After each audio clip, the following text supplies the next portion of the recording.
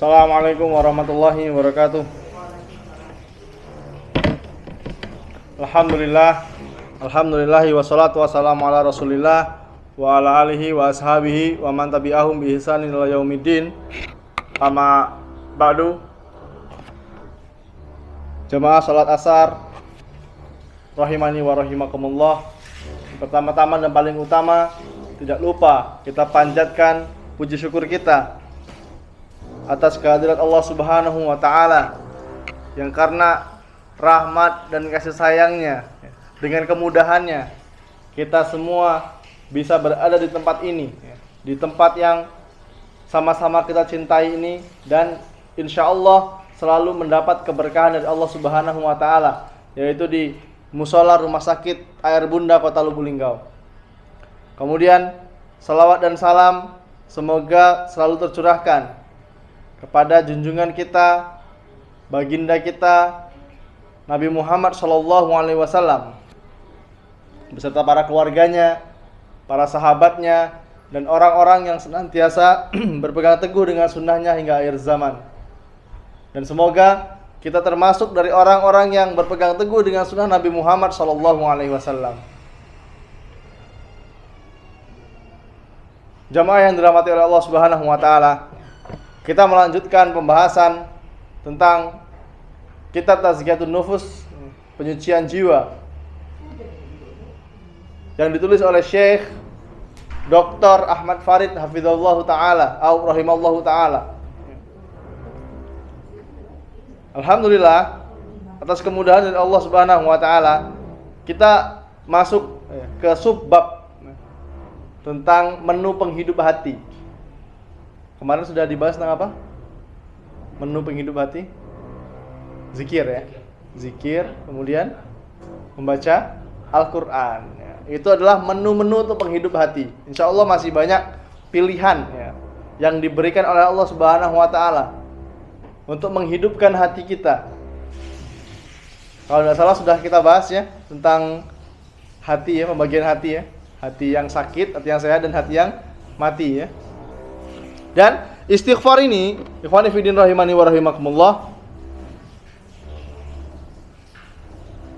sangat dianjurkan oleh Allah Subhanahu wa taala.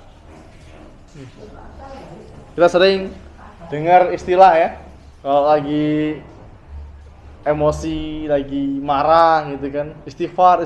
Nah, istighfar itu apa? Maknanya apa? Dan nanti ada perbedaan antara istighfar dan taubat. Dua kata yang sering digandengkan. Dan ikhwani fiddin rahimani wa rahimakumullah, tidak perlu diragukan lagi bahwasanya kesedihan, kesulitan, semuanya yang kita alami, yang dirasakan oleh kaum muslimin, itu semua karena dosa dan perbuatan kita.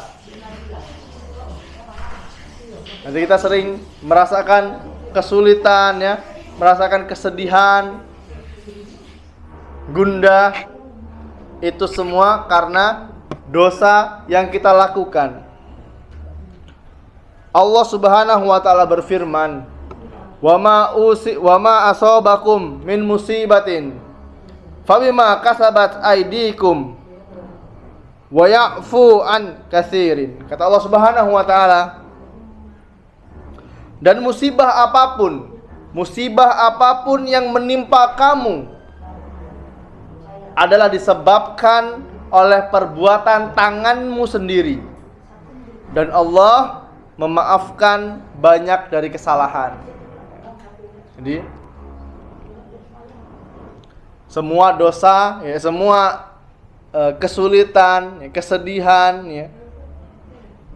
kadang persoalan yang mudah jadi sulit, itu semua karena dosa-dosa kita, Bapak Ibu yang dirahmati oleh Allah Subhanahu wa taala. Jadi jangan mudah menyalahkan keadaan. Karena dosa ini ngefek. Dosa ini ngefek kemana? Ke keluarga, anak, istri, kemudian ke tunggangan kendaraan kita, hewan peliharaan, ini ngefek ya dengan perbuatan-perbuatan kita, dosa-dosa yang kita lakukan. Kadang kita pernah ya mengalami, terutama bapak-bapak pernah mengalami istrinya ini kok ngeselin gitu ya. Pernah nggak ngalamin? Ngeselin banget ini. Ya. Kalau ada sesuatu seperti itu, jangan langsung menyalahkan istri. Kita introspeksi dulu diri kita. Dosa apa yang sudah kita lakukan di luar sehingga anak dan istri kita kok seperti ini. Ya. Jadi jangan mudah menyalahkan istri. Kalau lihat istri kita mulai ngeselin ya, kita perbanyak taubat kepada Allah, kembali kepada Allah, istighfar, minta ampun kepada Allah Subhanahu wa taala. Diam, istighfar.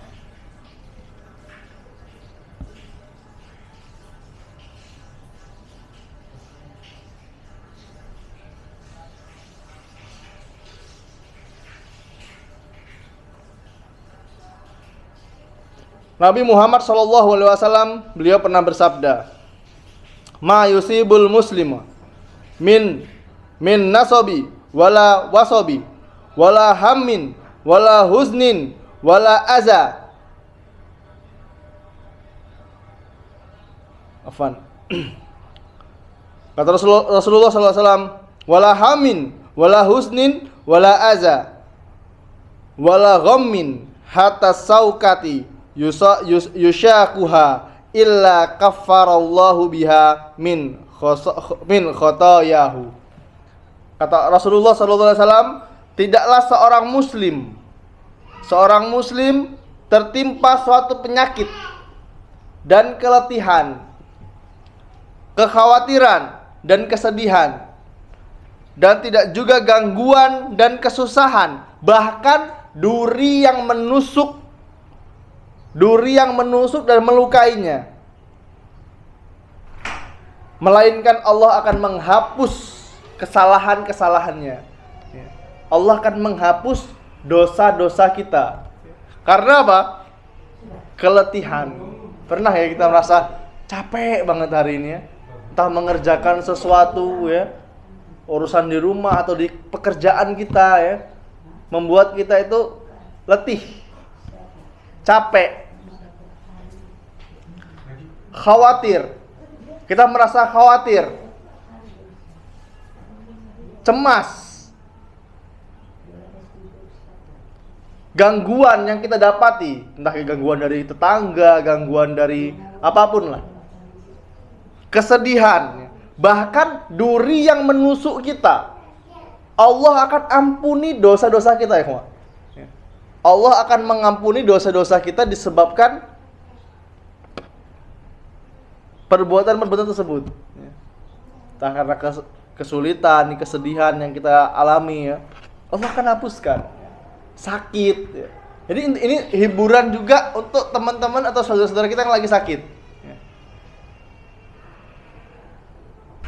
Para ulama, orang-orang saleh terdahulu, kalau ditimpa penyakit mereka senang.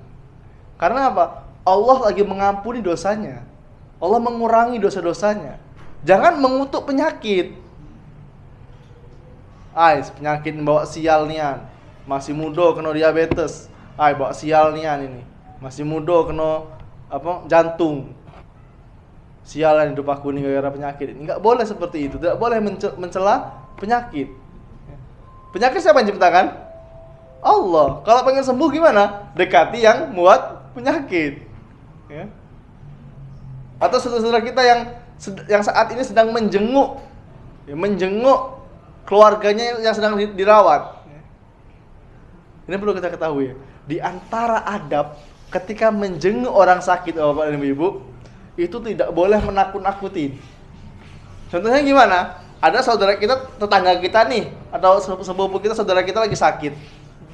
Sakitnya emang parah. Tapi kita takut-takutin. Aduh kemarin tuh wong jokong itu sakit kamu nih lah 3 hari mati dia. Nah ini nggak boleh. Ya.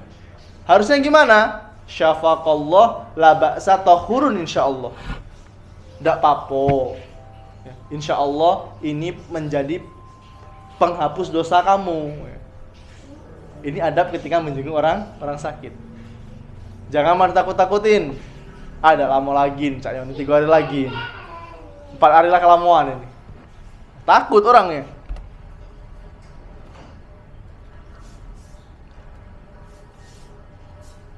Hadis di atas, ikhwan fillah rahimani wa rahimakumullah, hadis yang sudah kita sebutkan tadi, ya, berdalil bahwasanya segala yang menimpa kaum muslimin, ya, baik itu kesedihan masa lalu, kekhawatiran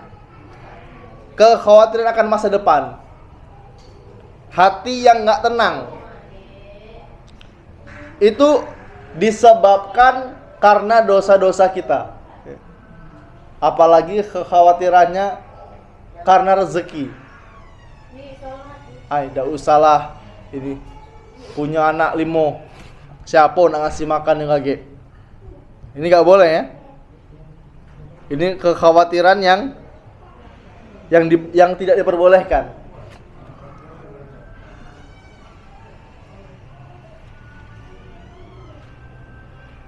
Itu semua karena dosa-dosa kita. Rasulullah sallallahu alaihi wasallam beliau pernah bersabda, "Tuba liman wajada fi sahifatihi istighfaron katsiran."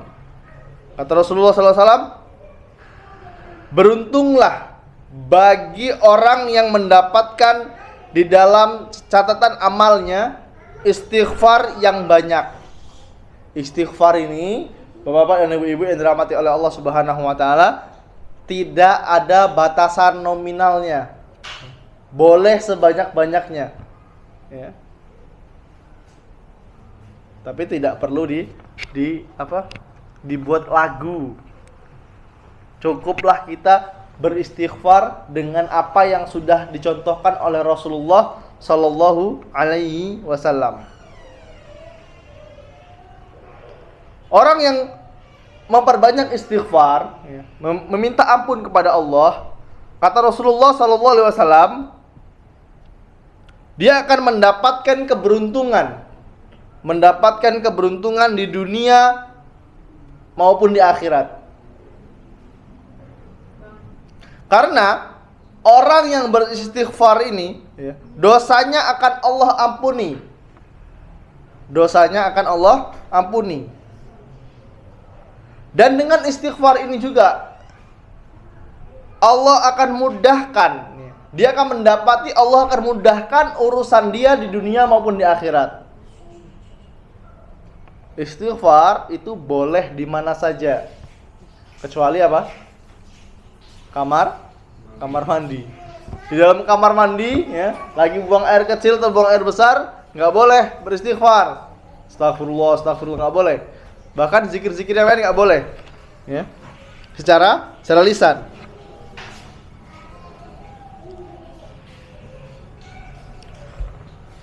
Bahkan, ya, Rasulullah Shallallahu Alaihi Wasallam, manusia yang Allah sudah jamin masuk surga, manusia yang Allah ampuni dosanya sebelum dan sesudah. Allah sudah mengampuni dosa Nabi Muhammad SAW sebelum dan sesudah.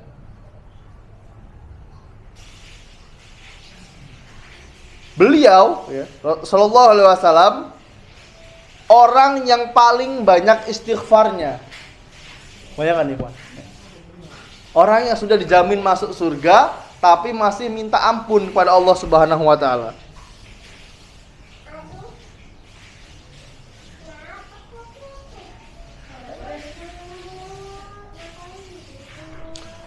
Rasulullah sallallahu alaihi wasallam beliau pernah bersabda, Ya ayuhan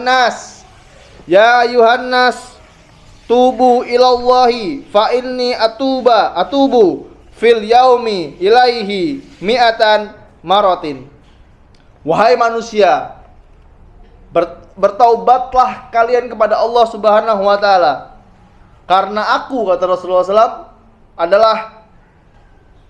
karena aku sehari, ya, bertaubat sebanyak 100 kali. Rasulullah Shallallahu Alaihi Wasallam. Bismillah. Bertobat minimal sehari 100 kali. Terus yang jadi pertanyaan kita, apa makna dari istighfar tersebut? Apa makna dari istighfar? Istighfar ya, diambil dari kata istaghfaro, yang berarti meminta, memohon. Istaghfaro artinya memohon kepada Allah Subhanahu wa taala maghfirah, ampunan. Istighfar artinya memohon ampunan.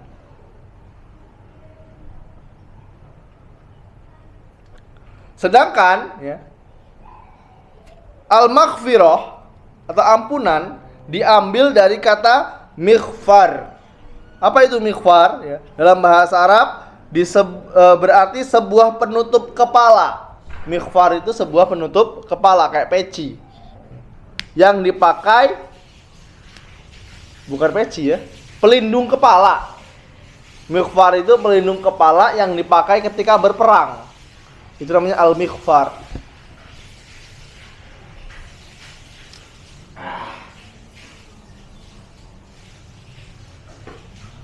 Tidak disebut mighfar ya, penutup kepala, kecuali telah memenuhi 2 persyaratan. Apa itu persyaratannya?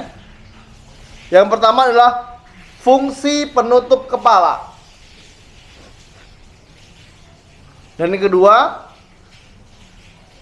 fungsi menutupi kepala dari hantaman pedang atau benda keras.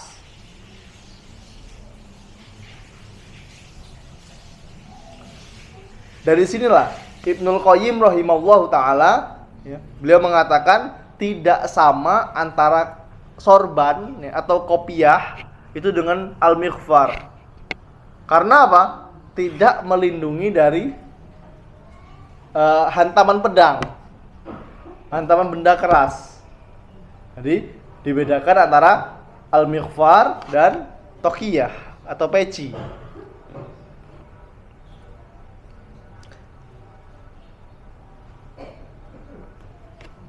Karena tokiyah ini itu hanya menutupi, bukan melindungi. Sedangkan al-mighfar itu selain menutupi juga melindungi. Ya.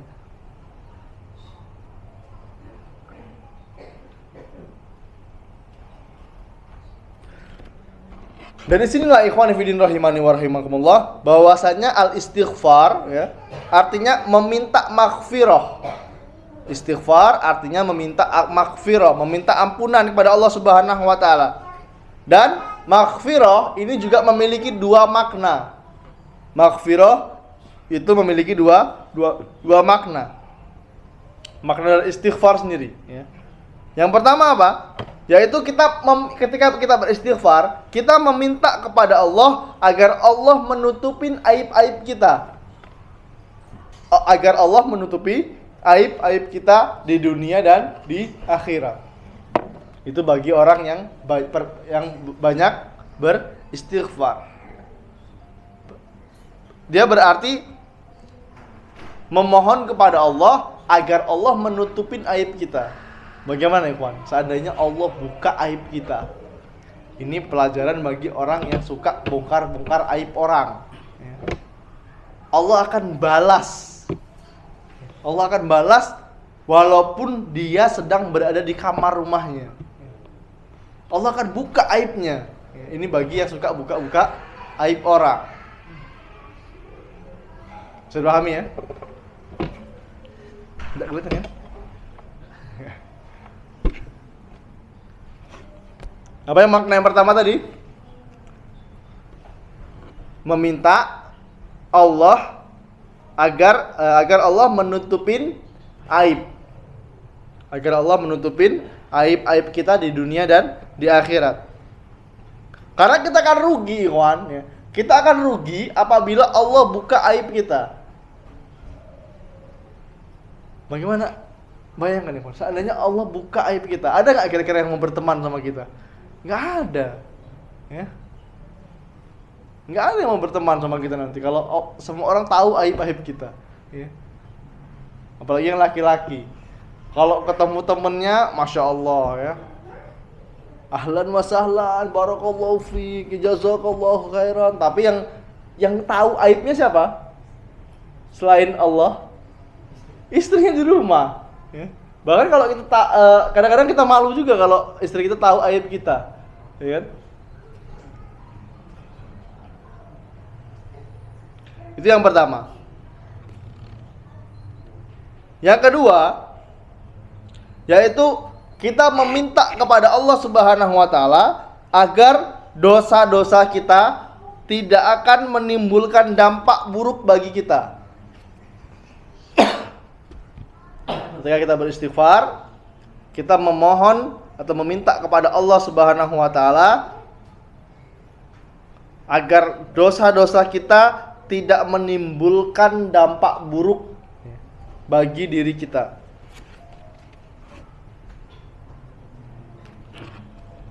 Rasulullah SAW beliau pernah bersabda, apabila seorang hamba melakukan dosa, maka dititikkan dalam hatinya sebuah titik hitam, noktah hitam di hati kita kalau melakukan satu dosa.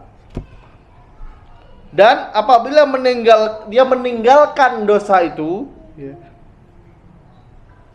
dan meminta ampun serta bertaubat kepada Allah Subhanahu wa taala, hatinya akan dibersihkan kembali. Dan apabila dia mengulangi dosa itu, maka Allah akan tambahkan titik hitam tersebut hingga titik hitam itu menutupi semua hatinya. Bisa pahami ya? Ketika kita melakukan dosa, seperti kertas putih, titik hitam, pakai bolpen atau pakai spidol, titik hitam. Terus dosa lagi, titik lagi.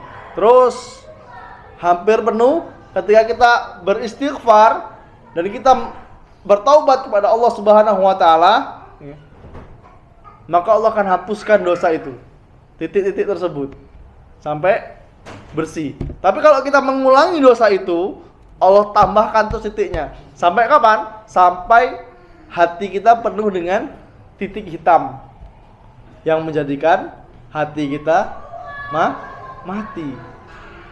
Kalau hati sudah mati, apa dampak yang kemarin sudah kita pelajari? Sulit menerima nasihat. Orang yang hatinya sudah mati, dia akan sulit sekali menerima nasihat.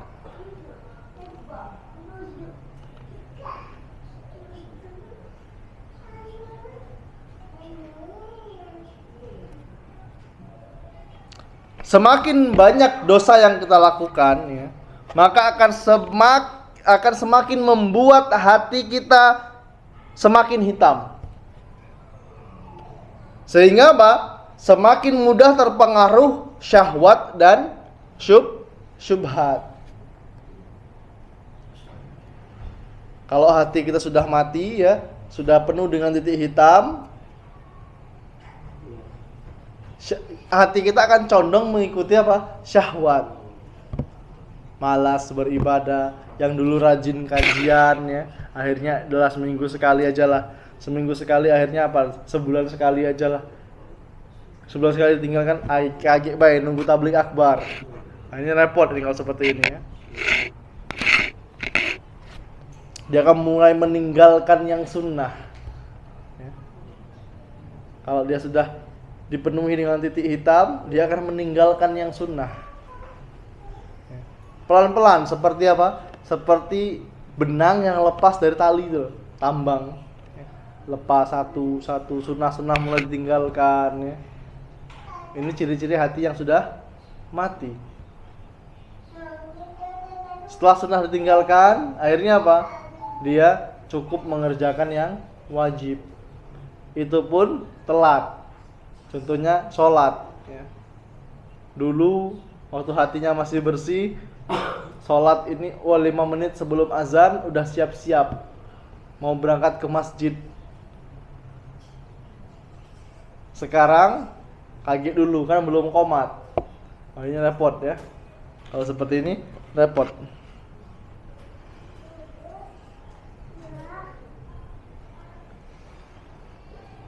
Dan ikhwan fillah rahimani wa rahimakumullah, lafaz istighfar ya, itu ada banyak. Lafaz istighfar itu ada banyak. Di antaranya apa? Astaghfirullah. Itu sudah mencukupi. Astaghfirullah, astaghfirullah, astaghfirullah itu sudah mencukupi. Boleh juga mengucapkan astaghfirullah wa atubu ilaih. Astaghfirullah wa atubu ilaih. Aku memohon ampunanmu ya Allah dan aku bertaubat kepadamu. Kemudian ada lagi lafaz istighfar, Rabbighfirli wa tub alayya innaka anta tawwabur rahim. Ini doa ya, doa yang dibaca ketika setelah sholat duha.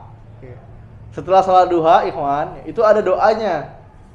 Astaghfirullah, Rabbighfirli wa tub alayya innaka anta tawwabur rahim.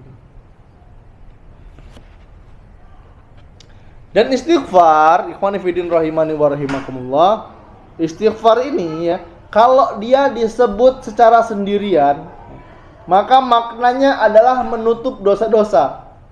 Ini makna istighfar. Menghilangkan dampak dari dosa. Ini kalau disebut secara sendirian. Dan memohon ampunan dari Allah Subhanahu wa taala.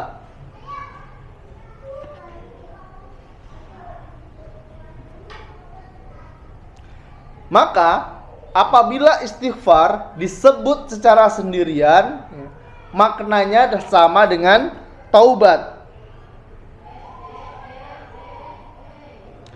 Begitu juga dengan taubat, apabila dia disebut secara sendirian, maka maknanya sama dengan istighfar, meminta ampun kepada Allah Subhanahu wa taala.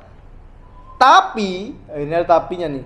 Kalau istighfar digabung dengan taubat, sebagaimana di beberapa lafaz. Contohnya apa? Astaghfirullah wa atubu ilaih. Kalau disebutnya seperti ini,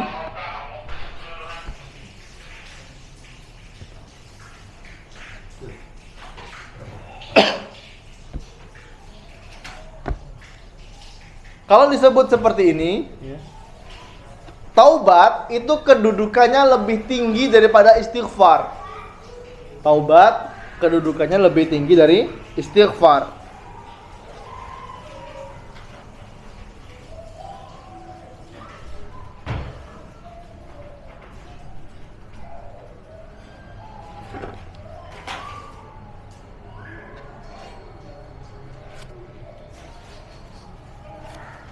Ikhwan fillah rahimani wa rahimakumullah, jika istighfar ya dan taubat digabungkan, dia akan memberikan makna. Apa maknanya? Taubat melazimkan seseorang meninggalkan dan berhenti dari berbuat maksiat. Adapun istighfar bisa jadi seorang mengucapkannya sementara dia masih melakukan maksiat. Mulutnya mengucapkan istighfar, tapi dia masih sering melakukan maksiat. Bisa dipahami ya? Kalau dia bertaubat, wa atubu ilaih, dia akan benar-benar berusaha untuk meninggalkan maksiat itu. Ini perbedaan antara maksiat dan taubat dan istighfar. Makanya kalau disebutkan secara bergandengan, makna taubat itu lebih tinggi dibandingkan istighfar. Kembali kepada Allah Subhanahu wa taala.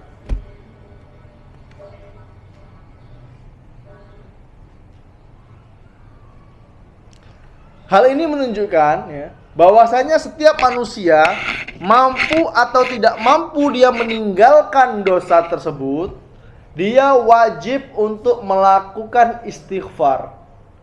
dia wajib memohon ampun kepada Allah Subhanahu wa taala.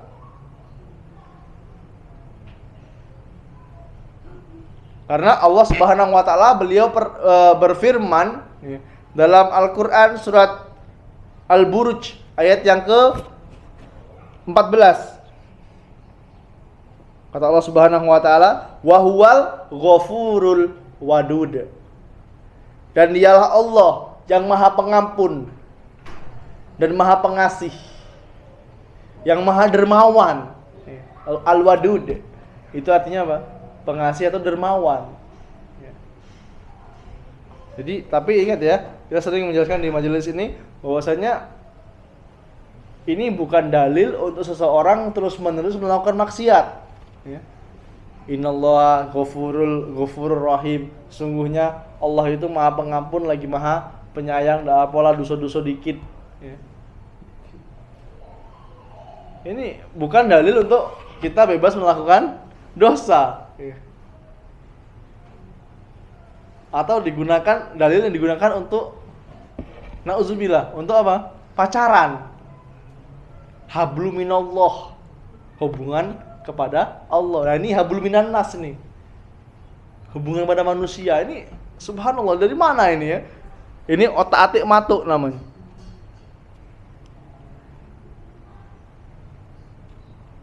Nggak boleh ya.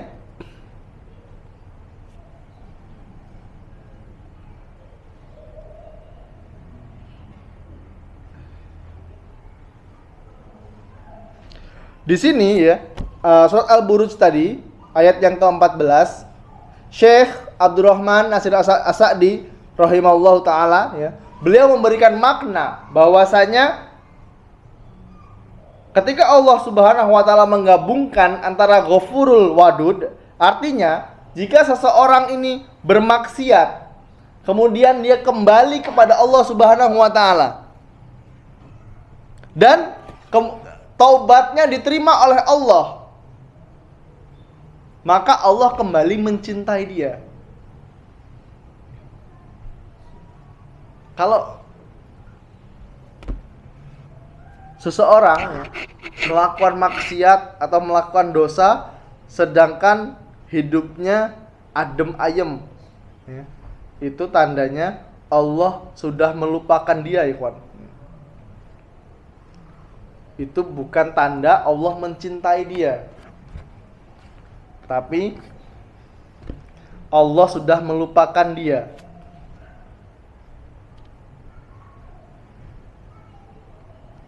Ikhwani fi din rahimani wa rahimakumullah, perlu kita ketahui bahwasanya istighfar ini adalah zikir yang sangat agung.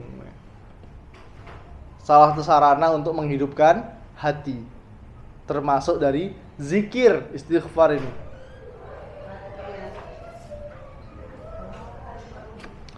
Berapa banyak tadi?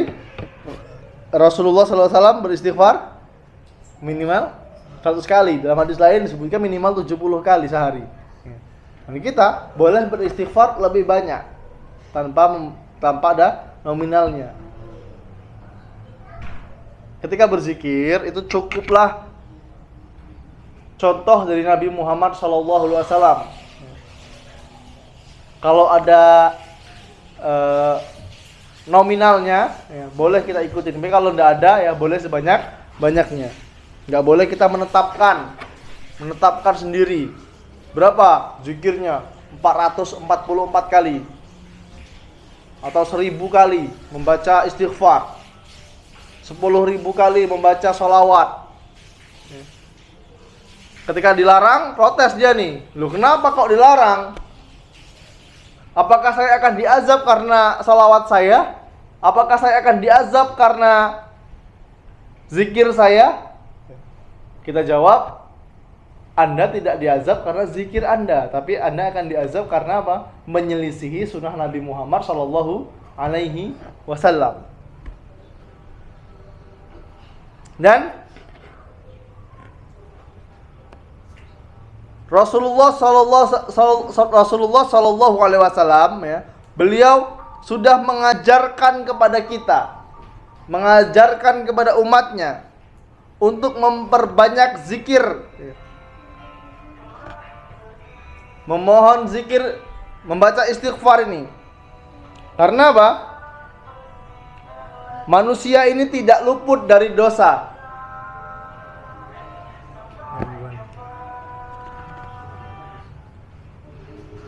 Manusia ini tidak luput dari kesalahan dan dosa. Seperti hadis yang sering kita bacakan. Kullu bani Adam khata'un wa khairu khata'ina at-tawwabun. Sesungguhnya setiap manusia itu pendosa, banyak melakukan kesalahan. Wa khairu khata'ina at-tawwabun. Dan sebaik-baiknya pendosa itu adalah orang yang bertaubat pada Allah Subhanahu wa taala.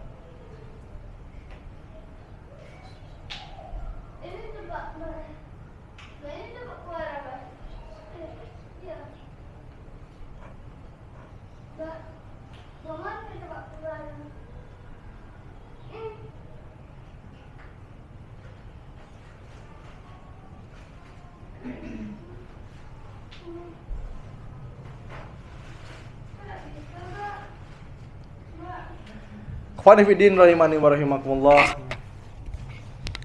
Di antara syarat agar taubat kita diterima oleh Allah Subhanahu wa taala, yaitu para ulama memberikan perincian. Yang pertama apa? Syarat-syarat taubat harus ikhlas. Ikhlas kepada Allah Subhanahu wa taala. Taubatnya ini tidak boleh disebabkan karena makhluk. Yang dulu mungkin maksiat, karena mau nikah, akhirnya dia bertaubat. Jadi taubatnya karena siapa? Karena nikahnya ini. Bukan karena Allah. Gak enak sama mertuanya, gak enak sama keluarga istrinya. Mungkin dia dulu pendosa ya, berjudi misalnya. Dan aku sudah taubat aku. Ya, jangan sampai STMJ STMJ ya. Yang mungkin dulunya nggak taubat ya, masih maksiat, akhirnya STMJ, sholat terus maksiat jalan. Ini nggak boleh. Kalau dia bertaubat ya, dan dia ikhlas karena Allah, insya Allah taubatnya akan diterima. Itu yang pertama. Yang kedua, dia bertekad untuk tidak mengulanginya. Untuk tidak mengulangi dosa tersebut. Ini kalau syarat-syaratnya sudah terpenuhi, insya Allah hatinya jadi hidup. Beda dengan hati yang mati.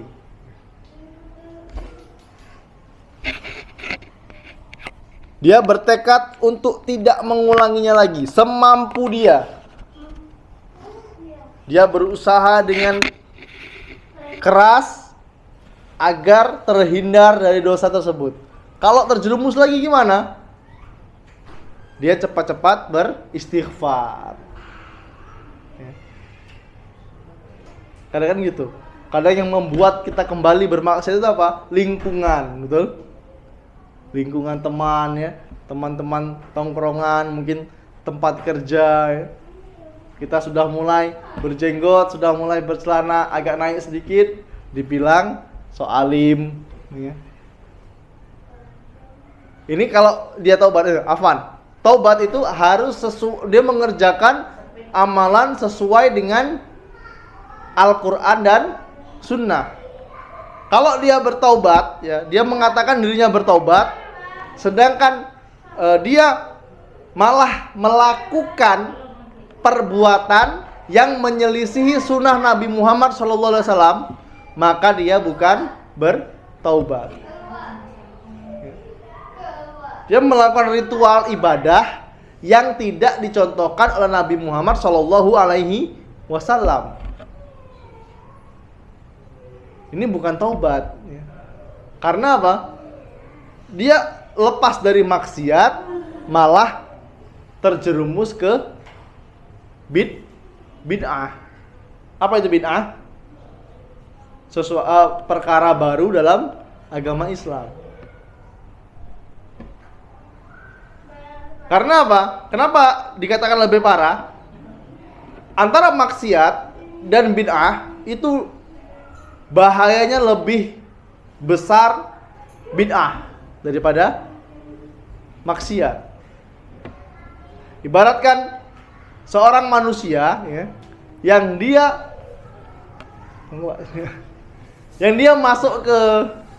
masuk ke got, seorang masuk ke got, diangkat, dimasukkan ke septic tank. Ya. Ini gambaran orang yang katanya taubat tapi malah melakukan amalan yang menyelisihi sunnah Nabi Muhammad Sallallahu Alaihi Wasallam. Kalau dia benar-benar bertobat kepada Allah, maka dia harus berusaha untuk mengerjakan apa yang Allah perintahkan dan mengikuti sunnah Nabi Muhammad Sallallahu Alaihi Wasallam. Katanya taubat tapi melihat sesuatu yang sunnah aneh. Lihat laki-laki berjenggot, lihat wanita bercadar, aneh. Kenapa bisa seperti itu? Ya. Karena mata kita ini, ikhwan, mata kita ini sudah terbiasa melihat yang haram, sehingga melihat sesuatu yang syar'i jadinya aneh. Nggak percaya tuh? Saya keluar ya dari apa? Dari lorong masuk rumah sakit ini. Ya. Nggak usah lorong rumah sakit lah. Mungkin dari ruangan ini udah nampak ya. Nampak sesuatu yang nggak syar'i. Wanita buka aurat misalnya ya. Atau pakaian-pakaian yang belum sesuai dengan syariat. Jadi ketika dia ditampakkan sesuatu yang syar'i, orang aneh. Bisa dipahami ya? Lihat laki-laki pakai celana cingkrang, agak jenggotan, langsung, "Wih, Pak Ustadz." Langsung salim, cium tangan. Padahal apa? Ya inilah penampilan muslim yang sebenarnya gitu loh. Ya. Ah, malu aku, tidak pede aku pakai jenggot ini. Loh, kenapa nggak malu? Sedangkan ini yang dicontohkan oleh Nabi Muhammad Sallallahu Alaihi Wasallam. Apa tadi syarat taubat? Yang pertama harus ikhlas. Dan ikhlas ini, Bapak dan Ibu-ibu yang dirahmati oleh Allah Subhanahu Wa Taala, salah satu syarat diterimanya amal ibadah kita. Kalau mau sholat kita diterima, puasa kita diterima, ya, semua amalan-amalan kita diterima, yang pertama harus ikhlas. Yang kedua, harus wajib mengikuti apa yang diajarkan oleh Rasulullah Sallallahu Alaihi Wasallam. Jangan bikin amalan-amalan sendiri. Jangan bikin amalan-amalan baru yang menurut kita baik. Tidak apa-apa lah, yang penting kan niatnya baik. Niatnya baik, sholat ba'diyah subuh misalnya. Kan niatnya baik, Mas. Kenapa nggak boleh? Ya, karena tidak dicontohkan oleh Nabi Muhammad Sallallahu Alaihi Wasallam. Di antara waktu yang tidak boleh digunakan untuk sholat itu adalah setelah asar dan setelah subuh. Kecuali ada uzur ya. Misalnya kita kesorean atau kita dalam perjalanan ya, jam 5 atau setengah 5 masih boleh sholat. Tapi kalau kita melakukan sholat wudhu, habis wudhu mau sholat sunnah, ini nggak boleh ya. Maka ada ulama yang membolehkan sholat tahiyatul masjid. Kalau tahiyatul masjid masih diperbolehkan. Itu sedikit gambaran bahwa ikhlas itu, Bapak dan Ibu-ibu yang dirahmati oleh Allah Subhanahu Wa Taala, ikhlas adalah salah satu syarat diterimanya amal ibadah kita. Kalau kita pengen memohon ampun kepada Allah, jadi kita harus ikhlas. Yang kedua tadi apa? Mengikuti dia bertekad untuk tidak mengulangi dosa tersebut. Dia bertekad untuk tidak mengulangi dosa tersebut.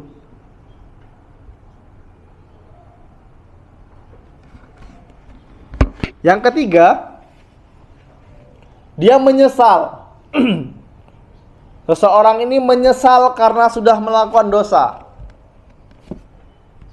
Kalau sudah bertaubat ya, sudah memohon ampun kepada Allah, Allah sudah tutupin aib kita, jangan dibuka. Bisa dipahami? Dosanya jangan dibuka, diceritakan. Apalagi diceritakan sama pasangannya di rumah. Flashback, mengingat-ingat masa lalu. Ya, nggak perlu diceritakan. Mama, itu dulu ceweknya papa dulu Ini apa manfaatnya seperti ini? Nggak ada ya. Nggak ada manfaatnya. Aib-aib yang dulu biarlah. Ya. Tutup rapat-rapat. Yang dulu mungkin makan gorengan 5, bilangnya 3, udah cukup. Nggak usah diceritakan lagi. Oh ya, aku dulu waktu SMP makan gorengan 3, ngomongnya 5 aku dulu. Tawa dia. Lu kenapa ketawa? Ini dosa lu.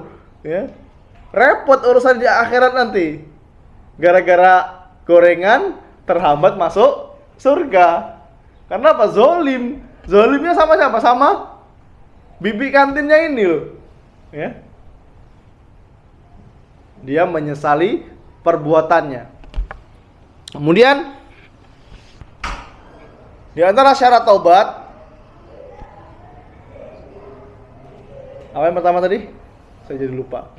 Ikhlas, tidak mengulangi, dia menyesal ya. Kemudian sebelum nyawa sampai tenggorokan. Kalau nyawanya masih belum sampai tenggorokan, maka taubatnya masih diterima. Kalau udah sakaratul maut ya, udah sakaratul maut, kemudian dia baru bertobat. Ya Allah, aku menyesal ya Allah, dulu aku seperti ini. Enggak ada lagi pintu taubat untukmu. Taubatnya tidak akan diterima. Seperti siapa? Fir'aun. Fir'aun itu ketika nyawanya mau dicabut, aku beriman kepada Robnya Musa dan Harun katanya. Enggak diterima oleh Allah. Allah tahu taubat kita bener-beneran apa enggak. Tapi kalau dia misalnya besoknya meninggal, hari ini dia bertaubat. Ini banyak loh kejadian seperti ini. Ya. Sering kita temui. Besoknya meninggal, hari ini dia menangis, dia menyesali perbuatannya. Ini di rumah sakit nih. Ya. Insya Allah banyak kejadian di rumah sakit ini. Besoknya meninggal, hari ini dia bertaubat kepada Allah. Dan ini taubatnya insya Allah masih diterima. Walaupun dulu dia melakukan dosa yang banyak. Dia melakukan dosa yang banyak. Allah akan ampuni. Walaupun dosa kita ini seluas langit dan bumi. Dak kate dosa ya nak pernah dicoba. Sudah kalau. Nah, tapi kalau dia memenuhi syarat ini, ya insya Allah taubatnya masih diterima.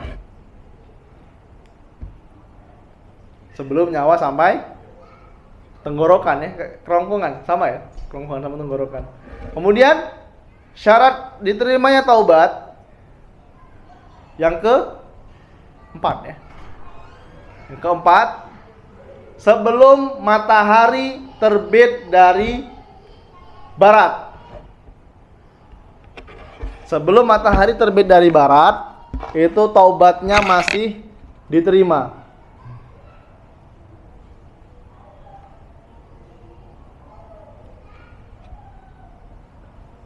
Kenapa bisa dikatakan terbit dari barat? Karena itu adalah salah satu tanda-tanda kiamat. Kalau matahari sudah terbitnya dari sana, mana barat sana ya? Mana sih barat? Lupa lagi, sini ya? Sana. Hah? Barat? Sini ya? Kalau matahari sudah terbit dari sana ya, dari barat, maka kita beristighfar berapa puluh kali pun nggak bakal diterima. Tapi kita pernah dapat faedah bahwasanya seorang muslim insya Allah tidak akan berjumpa dengan hari kiamat. Hari kiamat ini Pak khusus untuk orang-orang kafir. Orang-orang muslim ini nanti yang masih beriman, Allah akan perintahkan angin untuk meniupkan angin sepoi-sepoi yang membuat orang yang memiliki keimanan paling kecil di hatinya ya, dia akan mati. Dia akan mati, dan orang-orang yang tidak memiliki keimanan dia akan merasakan kiamat. Wal iyazubillah. Itu yang keberapa tadi? Yang kelima. 4 ya. Kemudian yang terakhir, ini yang terakhir. Di antara syarat diterimanya taubat, kalau berkaitan dengan manusia, dia harus meminta kehalalannya. Dia harus meminta keridhaan manusia tersebut. Ini kalau berkaitan dengan manusia. Biasanya perkara apa biasanya? Hutang. Apalagi? Gibah. Yang dulu pernah menggibahin saudaranya ya, ketika dia menyatakan dirinya bertaubat, maka dia harus atau studi kasusnya seperti ini. Kita pernah menggibahin saudara kita ya. Kemudian dia sadar, astagfirullah, saya sudah melakukan gibah. Dia benar-benar beristighfar, astagfirullah wa atubu ilaih. Enggak cukup. Tidak cukup seperti itu.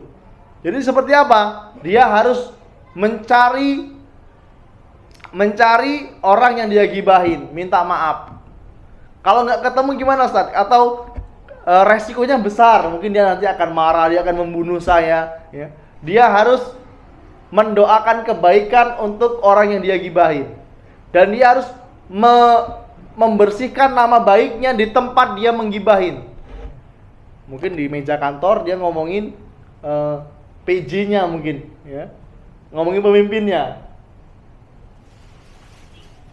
Ketika dia menyatakan dirinya bertobat, dia harus membersihkan nama baik PJ-nya ini di majelis atau di perkumpulan teman-temannya. Ini kalau masalah gibah. Kalau masalah hutang gimana Ustaz? Kalau masalah hutang wajib dikembalikan. Tapi Ustaz, saya dulu 2010 pernah pinjem uang 10 juta misalnya sama teman saya. Sekarang nggak tahu dia di mana Ustaz. Apa di Papua, apa di Pekanbaru, apa di Aceh, saya nggak tahu Ustaz. Terus gimana solusinya Pak Ustaz? Saya mau bertobat, saya nggak mau ditagih di akhirat nanti. Sedangkan bisnis saya sudah luar biasa, sekarang penghasilan saya sudah banyak. Saya mau bayar utang ini gimana caranya? Dia wajib mencari orang yang dia utangin. Kalau sudah dicari gak ketemu ya, baru dia berinfak atau mensedekahkan uang 10 juta tersebut atas nama orang yang dia utangin. Bisa dipahami ya? Lah, terus Ustaz, kalau pas dibayar udah disedekahkan, ternyata ketemu lagi sama orang yang dia utangin, gimana caranya? Apa kita katakan, Mas, utang yang 10 juta dulu Mas, sudah saya sumbangkan Mas di masjid Mas atas nama sampean. Gak bisa seperti itu. Solusinya gimana? Apa kita ambil lagi sumbangan kita? Nggak mungkin ya. Terus kita keluarkan lagi uang di kantong kita 10 juta, kita bayarkan utang kita sama teman kita tadi ya. Pahala sedekah tadi masuk pada kita tanpa mengurangi pahala orang yang dia utangin tadi. Bisa dipahami ya? Ini repot nih urusannya kalau masalah utang. Kalau nggak mau bayar di dunia gimana? Bayar di akhirat. Jadi lebih repot lagi urusannya ya. Yang penting apa? Dia berusaha untuk mencari. Jadi jangan bermudah-mudahan. Bisa dipahami? Ya, mungkin yang sedikit ini bermanfaat. Insya Allah pekan depan kita lanjutkan lagi insya Allah tentang sholat malam ya insya Allah ya, karena masih ada 5 menit lagi sebenarnya tapi tanggung pembahasannya. Kita akhiri perjumpaan kita pada sore hari yang berbahagia ini insya Allah. Semoga Allah mudahkan, kita akan berjumpa di hari Rabu ya insya Allah tentang Kitabut Tauhid ya. Kita akhiri subhanakallahumma bihamdika asyhadu alla ilaha illa anta astaghfiruka wa atubu ilaik. Assalamualaikum warahmatullahi wabarakatuh.